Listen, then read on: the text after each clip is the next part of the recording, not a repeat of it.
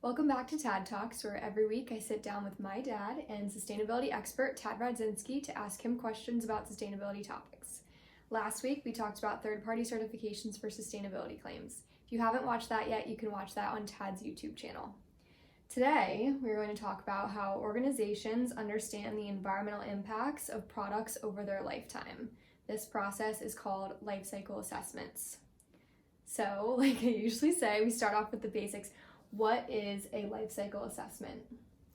So a life cycle assessment is a study of a product from cradle to grave, or ideally cradle to cradle, because if we can go closed loop, we don't want to be throwing things away at the end of life.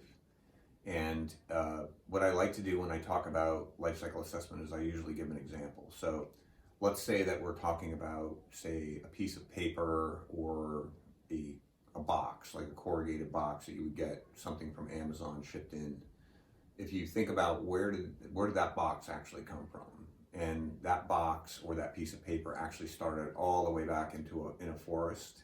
It was a tree, right? So someone cut down that tree or a whole bunch of trees, and during that process of cutting down the tree, they're using fuel with a chainsaw to cut the tree down. Then there's a machine like a skid loader or a log truck. They basically drag the log out of the forest, they put it onto a truck, they put a bunch of them on, they get transported to a mill where they then take the log and they basically clean the bark off, and then they grind it up and they turn it into paper, like pulp, to get the fibers.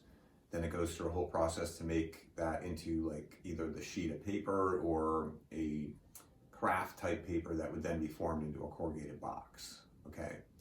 So everything I just explained to you was the very beginning of the life cycle. So the raw material stage, we would call that. Getting that tree out of the forest, getting it over to, then the first step is to convert it into material that can then be turned into the final product.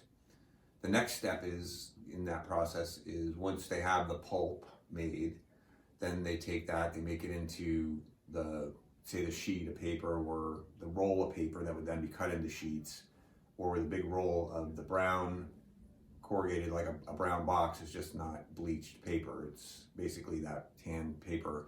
They then form it into a box. It's multi-layer, and that's how you get the corrugations, etc. So there's a manufacturing plant that does that. And that manufacturing plant is using energy and water and all kinds of things. So then eventually that box or that sheet of paper gets cut, packaged, shipped to a store or shipped to a company like an Amazon who's going to package stuff into it, ship it to us, or we buy the paper and we use the paper. And then after we're done with the paper, what do we do with it? We either recycle it or we throw it in the trash. Same thing with the box. At the end of life, you either recycle it or you throw it in the trash. But every step in that process I just explained, there's environmental impacts, because you're using energy, you're using fuels, you're using water, you're driving. Transportation is a big impact, because like we got to ship the logs, you got to ship each step in the process. So every one of those things gets studied and evaluated to determine what is, for example, the global warming potential, the climate, impacts on climate change. What is a thing called eutrophication or fossil fuel use. Eutrophication means, like, if we're cutting down trees in a forest, there could be soil that runs off and whatnot, and you basically can release nitrogen or phosphates into water bodies that creates algae blooms. Like, there's all these different impacts that happen. A lot of it centers around burning fuels and things like that. So anyway, that whole study is pretty complicated, as you can hear. So. Yes, that definitely sounds complicated, and it's a lot of things that you wouldn't normally think about when you're thinking about the piece of paper you're holding in your hand. So obviously that's very complicated, and trying to understand all those impacts from the raw materials to the final product. How do people do that? Right. So what we do is there's software tools, and there's actually processes that you follow. There's an international standard that's published. It's ISO 14040 and 44, basically sets the stage on how you perform a life cycle assessment. So when people do this scientific study, they're analyzing it based on an international standard, ISO 14040 and 44, And then they use software tools. It could be, there's different ones. There's one called SimiPro, which we often use, or Gabby. These are software tools that you can buy, and basically all those steps I just talked about, like, you don't necessarily, it's not easy to collect all that information on what was the impacts of cutting down a tree, or what was the impacts of converting that pulp into a corrugated box, right?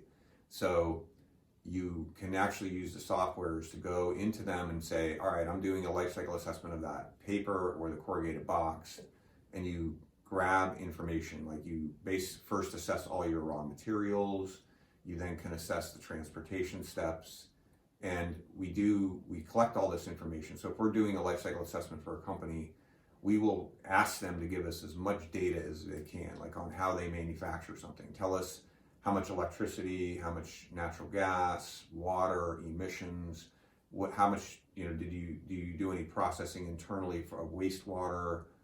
All that information gets collected in big spreadsheets, and then we do what we call the life cycle inventory, and we understand how to break everything up based on what we call a functional unit. So if I was going to look at that piece of paper or the box, that would be my unit that I'm evaluating, and I'd want to understand how much electricity went into everything across the process, how much fuel was used to cut down the tree, all that. And like I said, my software helps me do a lot of that stuff with the extraction of the raw materials, the pre-processing, etc. And then we're working with a company right now that makes packaging. So we're collecting all this information from them on their manufacturing operations. We're also understanding where do they source that pulp from, or what forest are they cutting out of, all that. We get all that information, and then we put it all into the software, and it tells us, the software will basically give you the information on those environmental impacts, like global warming potential, or eutrophication, fossil fuel depletion, embodied energy, which then becomes, this is how we get remember we talked about embodied carbon a few TAD talks ago. That is all the kind of stuff that the software helps us to do. And it takes time. Like a full life cycle assessment could take anywhere from 4 months to a year.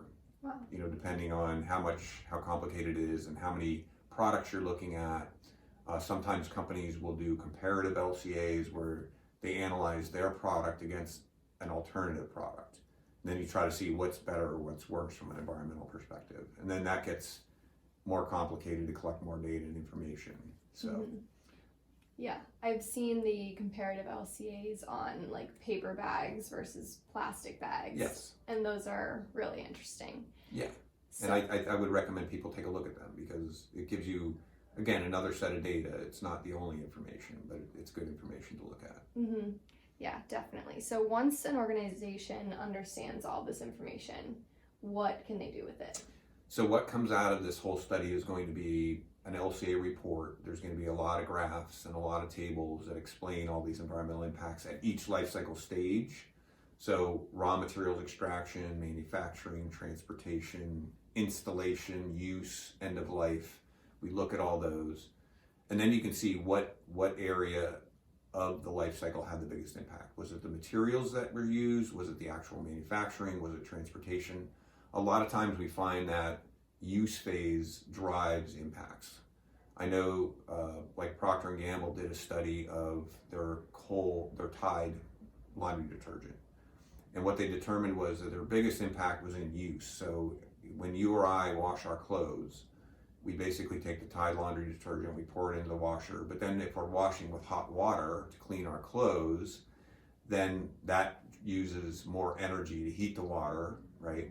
So what the people at Procter & Gamble did is they came up with the idea of Tide cold water, that you could actually wash any clothes in cold water. It was formulated so you didn't have to use heated water, and they were able to shrink that use phase impact by us using their detergent. Mm-hmm. And that use phase had way higher impacts from, especially global warming potential, than them manufacturing it or the raw materials. So that's why you look at those things, and a manufacturer like that can then make decisions on where should they focus. So a lot of times you see, if it's not a product that uses energy or contributes to energy consumption, it's going to be raw materials. So what we'll do, like last week we talked about third-party certifications of say putting recycled content into a product, when you do that, that means you're not having to go back to the forest and cut that tree down, right? If you use recycled paper to make that corrugated box, your environmental impacts reduce because you didn't have to go and cut the tree down and then do all the steps to get it ready. You already got the paper or the corrugated that you throw into like a pulper, you repulp it, and then you make it back into a product again, the same product or similar product. So that's how recycled content being blended into products reduces environmental impacts like global warming potential, transportation, etc., and makes the product more sustainable or greener. Mm-hmm. And what most companies will do is they have a new product development process. We talked about that a while ago. How do companies make products more sustainable? They would use this life cycle information, and they would then say, all right, we know it's raw materials, we know it's transportation. Sometimes companies will find that if they're buying, say, raw materials from China, that shipping all the way from China has a huge impact. So maybe they then decide, all right, if we can source locally, we can reduce that transportation impact because it's not as much fuel to get it here, and then that reduces the global warming potential or the carbon footprint of the product, might save them some money, that kind of thing. So they use that in their new product development process, like we talked about a couple TAD Talks ago, and they then make decisions on how they're going to make the product more sustainable, considering multi-attributes, reducing life cycle impacts, dematerialization, less packaging, all those different things we talked about. So this life cycle is a really valuable tool and method of understanding these products. And it's not the whole answer, because you got to also think about cost and everything else. But when you blend all this information together, you can start really designing more sustainable products. Awesome.